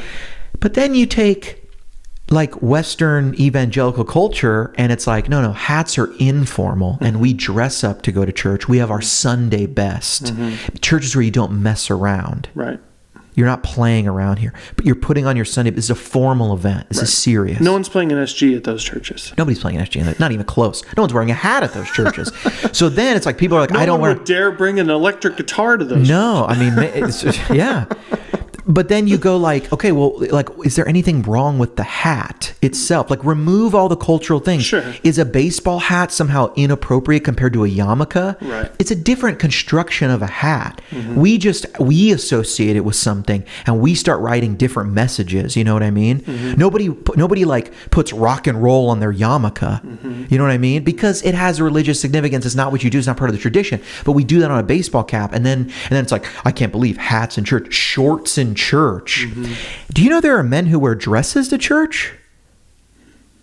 But they're not dresses, they're robes. His name's Jesus. He showed up in a robe. The guy didn't have pants on, let alone short pants, right? Like, you wouldn't wear what he wore. Right. You're not acting like he acted. Right. You know what I mean? But your point is, the dude's butt smelled so bad they didn't bathe. You know what I'm saying? But your point is that the reason that we are drawn to these things is because conditioning. Because we're conditioned to think that is what constitutes a professional level of this music. Yeah. And it's the same way that, you know, if you went to go see a Led Zeppelin cover band and the guy was not either playing an old Telecaster or a Les Paul, if he was playing like an Ibanez or something, would you stay and see what there was, or would you be judgmental of them the whole time, right? Or if you went to see an AC/DC cover band and the guy was not playing an SG through a Marshall, you'd be like, "What are you doing?" Right? Yeah. What are you doing? What are you doing? Because that is the archetype of that thing, right? You can't be, it's like the reason that Twilight is not a real vampire movie, right? You can't just change what a vampire is and like call it good, right? It's not a vampire anymore. Sure. Right? And so the idea is that, you know, we're conditioned to think that this is what the top level, you know, top echelon of these people play, right? Which is why Gretches are so popular. I mean, go look at Gretsch like promotional material. It's like all country people, right? And worship music, right? And actually, Gretches are kind of even falling out of fad with church people. It's true; they're too mainstream. Yeah, they're too mainstream. We need like a boutique version of a Gretsch. And so, hey, you know, if you want to play Veritas and you're romantic about Veritas, more power to you. Yeah. You know, I think that's... a ton of people love the stuff. A ton of the owners love this stuff. Right. To me, that's the biggest thing. Like, if a place is all hype, then why are there owners that love the stuff? Like, I know a lot of people are justifying their purchase and they're convincing themselves maybe it's not worth it and they're convinced they are. But there's a lot of people who are like, yeah, I paid this money for this guitar and I don't regret it. Which means you conceivably could also pay money for that guitar and not regret it. Right. You know what I mean? Like, or maybe not. And so for me, where I am in my stage of playing guitar, I value having more options. Yeah, you would take, rather than one $5,000 guitar, you're like, I'll take 4 $1,100 guitars. Absolutely. Please, for sure. Yeah, all day long. Yeah. Because that's where I'm at, you know. And, you know, 3 years ago, I was a guy who owned like 6 Squiers, right? And now I've kind of upgraded to at least Fenders and Gretches instead of, right? And like, you know, buying like a Gretsch Pro line, that was like a big deal for me. Sure. Right? Yeah, $1,600? Totally. Yeah. I've never paid that much for any piece of music gear. Yeah. I think amps included. Yeah. So for me, that was like, you know, that was a big deal. But I'm super romantic about the guitar. It's fulfilling a need, an actual need that I had. But you know, and I got to say, like watching Suze play that Sparkle Jet, it's like, man, I want that sound. Without telling, we don't have to say how much this costs because I don't know how much it costs. But I remember a while ago you bought a bedroom set. Oh. Do you particularly value a bedroom set? You personally? Like, oh yeah, it was like my wife and I's 10-year anniversary, and we bought new bedroom furniture. Right. But I'd have to think largely she was a motivator in getting a new bedroom set, right? Right? Yeah. I mean, like, I don't care what kind. Were you dying for a new? What kind of drawer my underwear goes in? Right. I mean, did you just bring it up out of the blue and you just like looked at it and you were just like, I just can't stand this anymore if we don't get a new bedroom set? I mean, we did have that old IKEA set for 10 years, and I had repaired it so many times. Okay, so maybe it's a motivation, but little bit. But I was fine. I actually even really up until you helped me bring it into the garage. Yeah. I had like repaired it for months. But like, you know, there's all sorts of things like we make purchases that maybe make our spouses happy. Yeah. You know what I mean? Mm-hmm. It's what they value. We don't necessarily value it. You learn not to question that so much. You know what I mean? But then the other thing is like, well, what's a bedroom set worth? Right. It's like, well, I mean, I don't know. Some are mahogany and some are not. And some are, you know what I mean? Like okay, here's a great example. Yeah. When the Apple Watch was announced. Yeah. Yes, okay. Yes. So bring yourself back to right. I can't remember what it was. I have one now, and I've like this year, in the past 6 months, I think, started wearing and really got turned on to this. And it was never something I thought that would appeal to me. But so when the Apple Watch was first announced, the owner of my company, the company I work for, said to me, because remember, when they first announced it, there was the Apple Watch Edition that was solid gold. Oh, yes. Okay, right? I remember this. Okay? I remember this. And he said, this watch is going to be like $15,000. And I said, that's crazy. No one's going to buy a $15,000 tiny little iOS device on their wrist. And I lost a $20 bet to him. Did you bet that no one would buy it? No, I bet that it would be. I think I bet that the maximum price would be like $4,000. Oh, I see, because the price hadn't been announced. Okay, yeah, because they announced what it was and that it was solid gold. He's like, no, there's like $9,000 just in gold. Right. Yeah. Right, and clearly he was right. Right, time will tell. And I actually, I did pay him. Did he put that money towards a gold Apple? No, he probably bought me lunch with it. Yeah. But the point is, he's like, look, man, we're not in the realm of what's usable, of what's useful, of what it makes sense logically. We're in the realm of fashion, where nothing makes sense. The prices are made up, and it's like things are only worth what people are willing to pay for them. Yeah. It literally changes every season, every 3 months. And that is what these guitars are. A Veritas is worth whatever the maximum people are going to pay for them is, right? The guy who owns Veritas is not stupid, right? If someone's willing to pay $6,000 for his guitars, he's going to sell them for $6,000, right? Yeah. So that's what it is, and there's nothing wrong with that. No, there's absolutely nothing wrong with that. And if you want to pay that, and if you're able to pay that much money and whatever, then that's great. I follow, when I was on Instagram, because now I'm completely against social media of all kinds, but when I was on Instagram, You won't be on social media, don't worry. I will be. You won't. This won't be on. Just kidding. I'm kidding. No, this will be on. Like probably this weekend. Cool. But I followed a ton of like small guitar manufacturers. Yeah. Like there's like a Cower guitars. Yeah. There's Abasi guitars, which those are a lot more expensive than I thought they were. How are those not becoming popular in church circles? How is Tosin Abasi not like the biggest? But the idea being, I'm passionate about, and like I said, like I want to make guitars, right? Yeah. So I'm passionate about the craftsmanship and that side of it. And so, hey man, if you want to create, if Tosin Abasi wants to create like a weird looking body shape that's his own design and come out with crazy options and stuff like that and sell them for $7,000 and he can do it, great. And if he sells 10 a year or 50 a year, that's awesome. Yeah. There's nothing wrong with that. And so,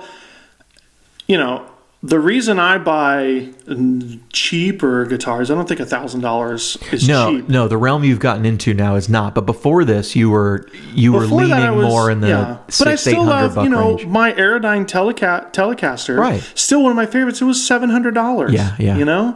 So I'm all about a good deal. I think that if you can find a guitar that plays great, that's reliable, there's plenty of those available for $700 or $800. Sure. Right? I don't think there's that many of those available for $300. I think there is a level, right, where you start going below, like the Affinity stuff. I owned an Affinity Telecaster. Yeah, I put Seymour Duncan pickups in an Affinity Telecaster. It sounded fine. It didn't play that great. It didn't stay in tune that well, but it sounded great. Right. So anything cheaper than a Mexican Fender, like that, as that price goes up and down, right? You just can't do all the work in the world. You know what I mean? You can't pay someone to do anywhere. Right. Whether what I think is not useful is automatic snap judgments. Oh, that guitar's made in Korea. I don't like it. Oh, that guitar's made in China. I don't like it. That guitar's made in Indonesia. I don't like it. I've played some of those Chapman guitars made in Korea. And the quality on those is terrific, right? So I think it, all comes back to don't judge a book by its cover. Something is not amazing just because it's $4,000. But something that also means that something is not crappy just because it's $600. Right. Gear is a tool, and sometimes you need a really sharp saw, and that's sometimes you can find a good deal, sometimes you can't. But then there's this whole other aspect of it that's romantic and emotional, and I think all of that side of it is just as important as everything else. Okay, but how much is a Klon worth? I don't know. I mean, really, can we just get to it? No more than. I mean, actually, a good case of this is the King of Tone, right? It's like, how much is a King of Tone really worth? Is it really worth $600? Well, wait. Are you talking about high gain both sides? Are you talking about 4 input or just the 2 input? Are you talking about the switches on the top? Is it purple? Is it white? I mean, clearly, the optimal King of Tone is a 4 input black switches on top. It's got to be. Clearly. I don't know why you'd play anything else. Yeah. So, I think, and there's, we talk about the Helix all the time, right? And it's like the Helix is, people that love the Helix are people that love to tinker with things, right? Because there's so many freaking options. There's a million parameters. Right?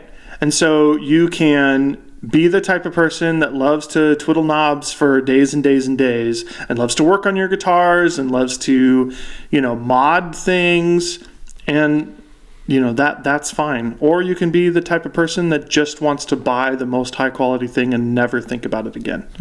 Or and let's be honest, like it should be.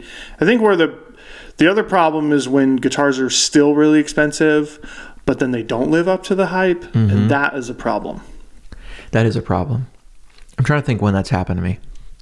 I did have a guitar, I won't say the name, one time that the pickup was broken when it got to me. Yeah, so that was a real bummer. That was a real bummer. I can't really judge that one, but it seemed like a well-built guitar.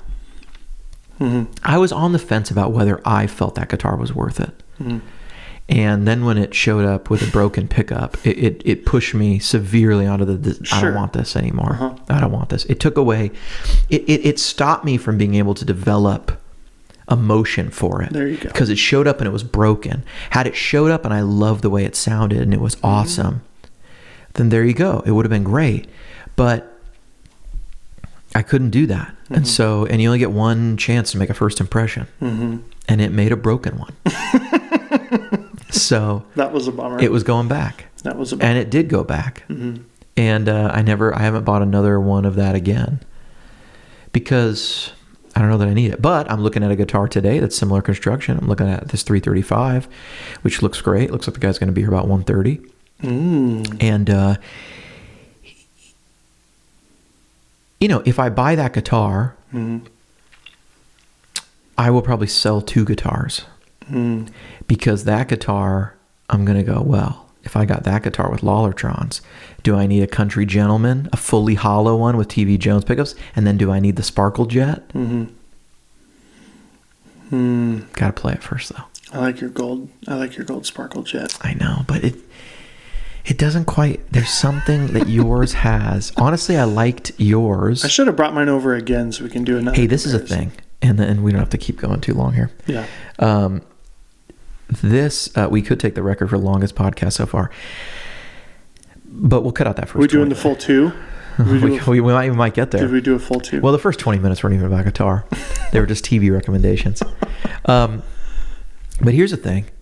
I was more excited about my gold Sparkle Jet before I played your black Jet. And that's a real thing. Absolutely. That's a real thing. And I forget who they attribute that to and stuff, but it's the thing about, people are happy with what they have when there's not like, it's okay to look at like celebrities have a 50-foot yacht, but right. I really love my boat. Right. I really love I don't have a boat, but I really love my fishing boat that I take out on the weekends. Yeah. Yeah, but wait till your neighbor buys one. Absolutely. That's like one level above yours and that has this feature and is newer. All of a sudden, you start being you're discontent now with your boat. Absolutely. And it happens when it's people in our circle, when your friends get something. So I'm looking at this gold Jet going, wow, this thing sounds great. I'm not quite very used to it. I'm still getting to know it. It doesn't respond exactly like my other guitars. And then you come over with one that I go, gosh, this has more mid-range and it just sounds a little more bitey. Now every time I listen to my gold Jet, I'm like, it's missing something. It's not quite where John's black one was. Yeah. And so now it's like, okay, what do? Do I change the pickups? Can I remedy this? Right. What's the real broken thing? Is there something wrong with my gold Sparkle Jet or is there something wrong with my head? Yeah. You know what I mean? Mm-hmm. It's your head. Probably. Because I think your gold Sparkle Jet sounds awesome. You keep saying they sound identical. And I'm like, no, there's something. I mean, I'm not like really, really good at like hearing, I'm not like an engineer or something like that. But I think I'm better than most. Or I'm pretty good at it. Right.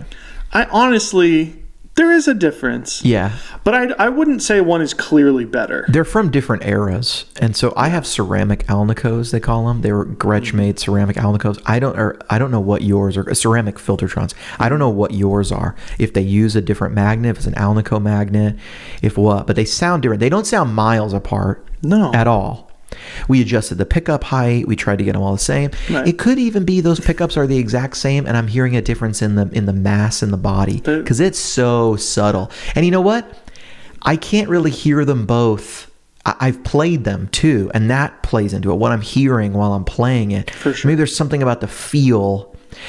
This guitar feels heavier, so I feel like I'm hearing more bass. You know what I'm saying? It's so subjective. These suggestions, the power of suggestion is so strong. Absolutely. It could be those things. So what does that mean? I mean, to me, it means what I walk away with is just knowing and accepting. Look, sometimes there's just subjective value and stuff, and I have to decide whether I want to mentally work to overcome it or whether I just want to list a guitar on Reverb, right, and continue the hunt. And I have way too many guitars right now.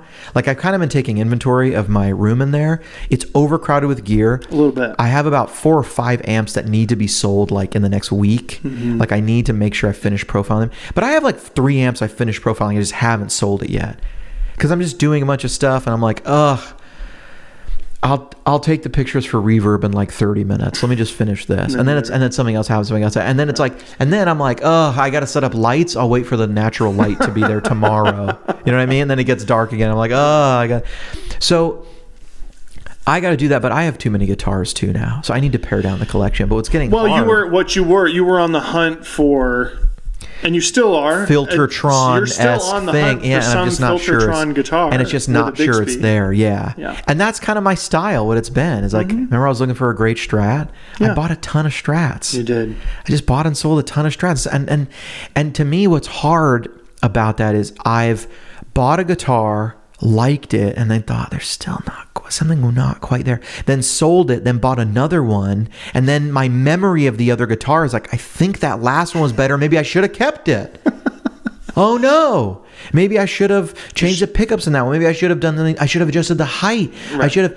So that's why I like getting a couple and like, okay, I like this Filtertron thing. Do I want it to be semi-hollow? Do I want hollow? I like what the Sparkle Jet does, but it's kind of close to my P90. It's not miles away. Am I really going to use this? Then I'm not grabbing something off the wall. And then it's like, maybe it should be something more different. And my Tennessee Rose is cool. I don't know that guitar's sticking around. It hasn't wowed me, and there's nothing wrong with it. Yeah, there's nothing wrong with it. It's a perfectly adequate guitar. That's how I would describe it. There's nothing wrong with it, but it at least for me, there's no like emotional, like the gold sparkle Strat that you have, like that. For me, that thing is romantic. I'm romantic about that thing. It's something special about it. And I really how about the Guilds? I really don't like Strats. Yeah. For me, the Guild is fine. You don't like it, You guys are like over the moon about it. Suze is like ready to sell his house to buy it. Nate really was. And like, for me, it's like, it's okay. It's fine. Yeah. It's cool that it's in from the 60s. It's cool that it plays so great. But, I'm not over the moon about it. And so part of me goes like this with that guitar. If that guitar had the better fret access, because this is another weekend where I'm not playing that guitar on purpose because we're playing There's a Name, and you gotta go. I have to get up there. Now I could play the riff differently. I don't want to though. Right. I wrote it. I put it on the record. I'm gonna play it how I do it. I'm not gonna. You know what I mean? Yeah. Because I don't have to think about it. Right. Which means I can't really play guitar because I can't quite reach. I can't quite reach that position there in B because it's the casino you should just style. Tune your guitar higher. But like, it makes me think, if I had bought not a 64 but a 67, it would meet at a different spot. Sure. It would have the upper fret access that a 335 has. And this is actually and then I'm like, I don't want to sell this one and try to get that. Right. But now I'm going, am I buying this other 335 with the Filtertrons? And now I'm going to have 2 hollow bodies with Bigsby's. One's got mini humbuckers and one's got Filtertrons. They both have brightish versions of a humbucker, right? Sure. So then it's like, I'll just keep them both, I guess, if I like this one. But what if I don't even like this one? And then where am I? I think here's the problem. Talking about buying guitars and depending on where you live in the country, you can't just go play a Guild 60s Guild guitar. Right? You just go to Stu G's house. You can't try it out. Yeah. You can't try it out first, right? And I think there's like 5 places in town we could go. Well, exactly. No, that's what I'm saying, though, right? If you live in, Des Moines. Yeah, if you live in Des Moines, Iowa, or if you live in Alaska or something. Yeah. Alaska. Yeah. Right? You're not going to, yeah. There's nowhere to go. Yeah, really, there's nowhere to go. You can't drive to the next state. Or like if you live in Hawaii, right? Like you can't just go and play guitars, right? Is there even a Guitar Center in Hawaii? I don't know. I'm probably on the Big Island or something. But Yeah. my point is, cue a bunch of Hawaiians be like, we have Guitar Center. You bunch of jerks. I'm really sorry I'm not that familiar with Hawaii. I've only been there twice. Okay. The point is, guitar is one of those things that to play an Elliott might be a once-in-a-lifetime opportunity, right? Or at least a very, very rare opportunity. This is why people flock to NAMM, right? Because they get to experience all of these brands. That's why I was excited about going. Sure. Right? Yeah. A lot of brands you can't find, right? Yeah, you can't find, right? And to be able to like experience it instead of just watching. See, this is what the gear page and YouTube is like. This is part of the problem, is that we're able to experience this gear, but like not, right? We're able to like see it and hear it and talk and hear other people explain how it feels, and then you get really psyched about something, and then you get it in the mail, and it's maybe it doesn't live up to your expectations, or whatever, or like you said, your friend has one that's still better, right? So that's why this is hard. And I think that's why, there's this perception that, if you buy really expensive stuff, it's always going to be awesome. But then, and I have to say, as a guy who was like a Les Paul guy for a long time, one of the main reasons that I was just sort of turned off by expensive guitars is brand new Les Pauls. Is because I was like, every Les Paul I picked up, I didn't like. And they're all $4,000, $3,000, $2,800. And so in my mind, I'm thinking like, well, there's just as good of quality playmanship or whatever, craftsmanship. Yeah. In a $1,000 guitar versus a $4,000 guitar. Totally. So, I don't know. Maybe Gibson's changing it around. I hear good things about the new CEO, but who really knows? Who knows? They've got some good colors coming out. I still don't know why they don't have a modern version of any guitars that have a neck angle that won't break. PRS has a different neck angle. It's like no one's going to notice. And what gets me is like on the Midtown Custom, it's like this is a brand new body. Right. There's nothing vintage about this. Right. It's wide open for any possibility. Why not just go, here's the new modern Gibson headstock. We've changed the shape. We've made it like the PRS Santana headstock shape. We write Gibson on it, and we go, this is our new modern headstock. And it's now we don't have the angle past the nut, or even not do that. We're just going to change the angle of the headstock so when it falls down, it doesn't break. I don't know. No one would notice if you change the degree a little bit. I just go, this is only for the modern stuff. We also have the vintage stuff that's all correct and everything. Right. Nothing changing, but we're going to have modern guitars. See, Gibson is in like a weird spot. We've talked about Gibson so much, but Gibson is in a weird spot though because they're so nostalgic. The image of a Les Paul is so iconic that if you mess with it, but like they have a brand new Les Paul out that's like a different blue color than they've ever released and has black P90s, and it's like it's in one of the series. It's supposed to be like modern, and it's like that actually looks like a modern Les Paul. You know what I mean? Like there's been blue Les Pauls. That one's not the same blue color. Right. It has P90s. There hasn't been a model like that. Like that actually looks pretty modern. And then they put like clear knobs, or the knobs, they weren't like the gold top hat. Right. They were like clear-ish. Like you could see there was a knob, but it was like, oh, I get it. That looks like that's like modern. Like I it doesn't look like so crazy like 80s modern. It just looks like a contemporary thing that would be around right now. Right. And I thought they did a really good job with it. Yeah, but that's never going to become like what I'm saying though is that like a sunburst Les Paul is so iconic. Right, but like there was a time that if like nothing Gibson everything Gibson makes will be compared to that guitar. But what's weird is they had an era in which they did like the stuff in the mid to late 70s, they were coming up with different designs. And what's weird is they're now borrowing from that era. You know what I mean? And it's like when they were making it, it was another owner. They had the classic stuff, and then they were making different stuff. And then now it's like they're just not even making stuff that they can reissue in 20 years. Like that's really what they need to ask ourselves. Like, guys, what are we going to reissue in 20 years? Like, what is the style that we're going to be like? Yeah, I really like. There's nothing. They blew the 90s. What is there? We're never going to be like, yeah, you know, it's kind of like a throwback to some of those great 90s Les Pauls that people had. What characterized Les Pauls in the 90s? No binding? Right. You know what I mean? Like, nothing special. Nothing special, really. So, I don't know. How did we get on Gibson? Well. I brought him up, sorry. It's okay. No, one thing, they have a bunch of Pelham Blue guitars coming out.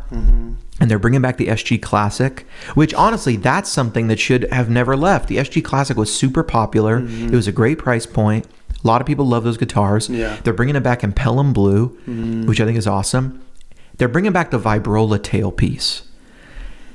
Is the Vibrola the one that you push down? You pull. Or you pull? You hold the string, and then you grab the bar, and you pull your fingers towards the strings. Yeah. It moves. And it moves. It moves up and down. Yeah, exactly. Yeah. So everyone who knows anything about those things will tell you it's one of the worst designs ever. There's a reason they got rid of it and they never went back to it. Right.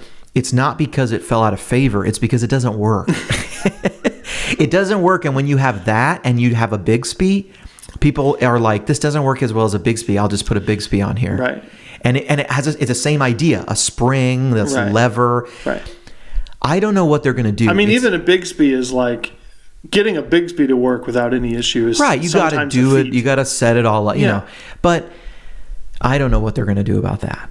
Maybe they have done something to make it work better, but you will notice it's not like boutique manufacturers have had the Vibrola still living in the wild. It's just it's been put away. It's kind of like you don't find a lot of boutique manufacturers even coming up with brand new things. It's like we've the hardware of a guitar we've sort of settled on a bunch of different options, right? Right. You've got a bunch of different options, but there's not that many, right? There's like someone's version of a Floyd Rose, or someone's version of a spring tremolo, or someone's version of for sure. Someone else's version of a Bigsby. Like it's a Duesenberg style Bigsby or whatever. At least in the 80s, we were trying new stuff. Yeah. And like, say what you want about it. Like maybe you don't like a Floyd Rose. Maybe you don't like a Caller. Is it Caller? Yeah. The Caller trim, But what we got out of that was, the knife edge fulcrum point. Now we have modern two point, 2 point, on with the posts in the Strat, and there's like a vintage version of that doesn't look very different than a 6-screw bridge. It still looks fairly traditional, but we have better accuracy. Right. And now we have locking tuners, which was an idea of like, how do I lock the strings in place? I got an idea. Let's get a giant clamp and put it on both ends. That's what a Floyd Rose was. Yeah, it was like we didn't. But then eventually someone was like, well, maybe what if we can lock it at the tuner? Right. Then we won't have slippage here, and we'll just have to worry about it not binding at the nut, and we'll be okay. Right. But at first, it's literally a piece and 3 screws and an Allen wrench. You clamp the strings down to the point, and every time I always break, wanted one of those, by the way. A Floyd with the clamp, like a real like a Jackson or like an Ibanez with like a real setup. I had a Kramer, Kramer Strat. Red translucent with a black guard, and it had a Floyd on there, and every time I broke the string, though, it was always at one of those 2 points where you had clamped it down with metal, of course, because of shocking. And then once you clamp it down, here was their problem. Okay, we'll clamp it down for stability. How do you tune it? Well, now I have to have these fine tuners on the bottom, so I gotta kind of, you know what I mean? Oh, I know. And then it's so impractical. It's so impractical. It was like, let's solve a problem, and then we need to like engineer solutions to the problems we've created, and it results in these big, huge things. And then you have all these people like, well, we have so much metal on the guitar now. How do we get more sustain? How do we do this and that? Right. Yeah, I think some people are nostalgic about all that, And that's what they love. I mean, you know, Ibanez is not going to stop making gems anytime soon, right? And that's what that is, right? I'm still waiting for the first like worship guitar, like Veritas, to put a monkey grip on one of their guitars and convince, like, you know what I mean? Oh, yeah. Like, I want the guys from like Bethel or somebody to convince all the church dudes that like they should have a monkey grip on their guitar. And you know why it would be perfect? Because right now, I always see people, it's like... This is going to be good. It's like, am I going to play... Like, do I play for maximum musical impact or lift my hands for maximum spiritual impact? What if I could grab the monkey grip and lift the guitar over my head? How awesome would that be? You know what I'm saying? Oh, yeah. Oh, just like... Yeah. Just grab it and it comes fully off your shoulders. Right now, I gotta like just raise my hands and it sits on my body. But I want to just take the guitar and fully throw it in the air. Imagine the bass player doing that. You know what I mean? Great. Double hand. He's gonna need a handle coming off the headstock so that he doesn't drop it because those basses are heavy. You have to put it way up in the air like that. Yeah. That's gonna be great. It's gonna be great. John, you know you're building guitars now. Why don't you put a monkey grip in like a really like Veritas-y style guitar? You know what I mean? Like their Portlander. Mm-hmm. Do something in the vein of the Portlander, but put a monkey grip in it. You know, and then we'll get somebody to play it. Yeah. Why don't you buy a Portlander and I'll put a monkey grip in it for you? Because that's a lot of money to buy something and then put a bunch of holes in it, and the people who play Portlanders don't want a monkey grip in it. No, they don't. Yeah. But we're creating a new market. Yeah, what if we like, and then we can, we're creating a new market. There we go. You heard it here first. Worship guitars with monkey grips. I think that's the next big feature to hit worship guitars. Chorus came back. Chorus did. Why not monkey grips? Chorus did come back. Do you think we're ever going to see like like the Floyd Rose make a comeback in that sort of circle? Will we get away in a worship circle? Yeah. Could you see the Bigsby going away and like there be a return to Floyd Rose stuff? Wouldn't that be great? I mean, I don't know. Maybe I would love to hear like a pinch harmonic squeal with a dive bomb in a worship tune. That would make me happy. Sure. I could hear that on Shout to the Lord just in the intro. You know where the saxophone solo is on like the original recording? Throw in like some Steve Vai dive bombs and stuff. There you go.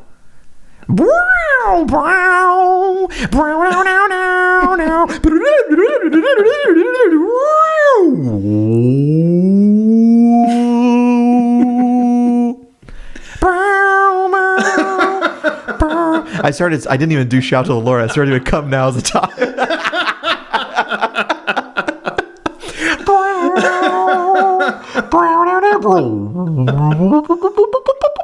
You throw some phaser on it and stuff, and you do that tapping thing. Yeah.